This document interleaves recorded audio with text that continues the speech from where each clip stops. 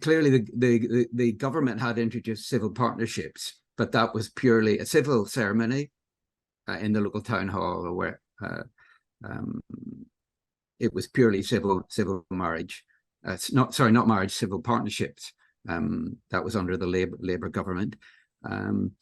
Interestingly, the first step probably on our journey was in 2008, when the General Assembly supported a resolution initially proposed by the Oxford congregation, asking for civil partnerships to be performed in places of worship, which in one sense was a bit of a contradiction, because the very term civil partnership was there to make it very clear that this was a civil ceremony, not a religious one. So to put that forward, we were pushing at the boundaries and at the intention, and that was passed by the Assembly.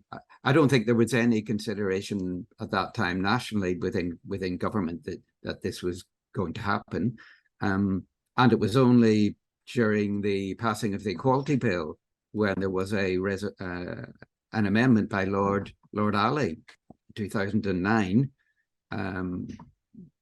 asking that civil partnerships could take place on religious premises, and that became part of the Equality Act.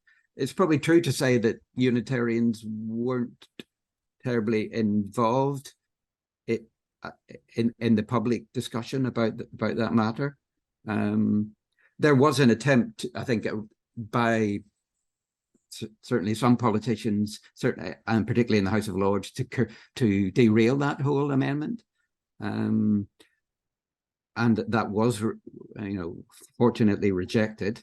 And at that time, I did release a statement with liberal Jews and the Quakers, saying that the right to say no should also have the freedom to say yes. And actually, when the legislation was passed, Cross Street Chapel in Manchester was the very first religious premises in England and Wales to take advantage of that provision. And I understand that Ollet Road Church in Liverpool was where the first registration took place in 2012. So again, Unitarians led the way.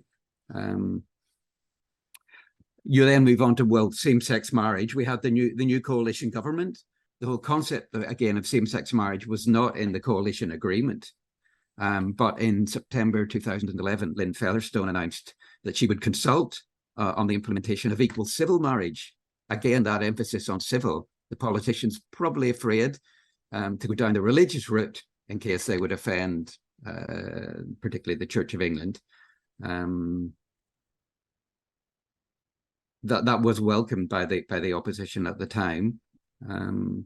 So we then got involved with a coalition of faith groups to support same-sex marriage in religious premises. So the Quakers, the Liberal Judaism, and then the Movement for Reform Judaism. And so we were small in number, but I think we did have an impact beyond our size.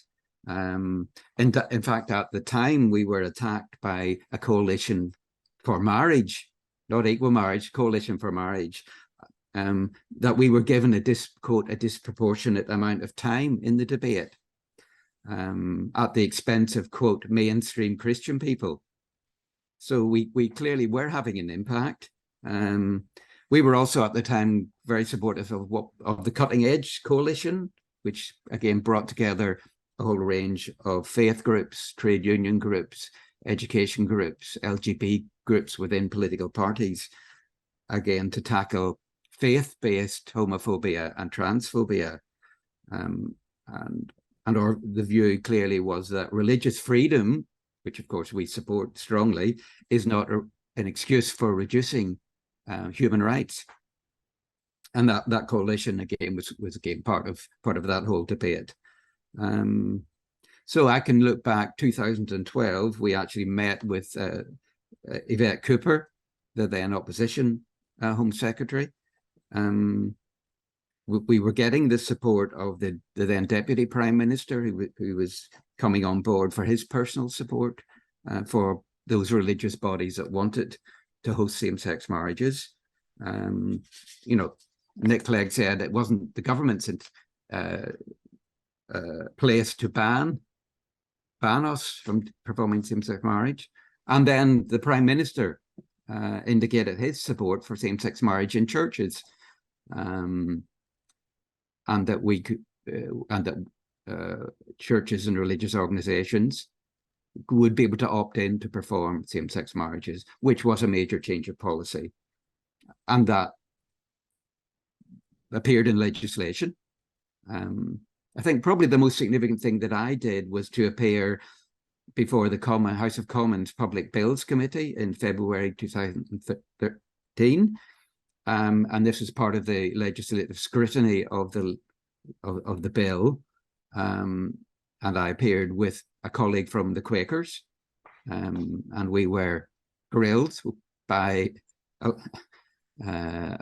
number of the MPs. And I remember in particular, having to refute strongly a Democratic Unionist Party member of that committee on the principle of religious freedom. The legislation was passed in May 2013, and then in July in the House of Lords, and received the royal assent. So it was there were some quite offensive debates during that period. It was a bit of a roller coaster. It was probably the most influential contribution that Unitarians made to public life in Britain for probably 50 years, if not more, probably since the post-war discussions on education. I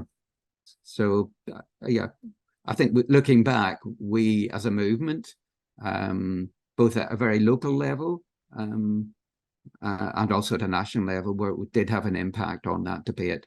Lynn Featherstone, the minister, who started the process, she in her book does highlight the fact that the three liberal groups working together played an important part in changing the narrative, that it was not religious people versus secular, but actually there were some people of faith who were very much in favor of LGBT rights.